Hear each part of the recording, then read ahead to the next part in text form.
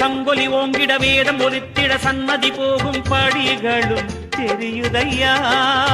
ஐயப்ப சுவாமியே சரணமையா சண்டை முழங்கிட சங்கொலி ஓங்கிட வேதம் ஒலித்திட சன்னதி போகும் படிகளும் தெரியுதையா ஐயப்ப சுவாமியே சரணமையா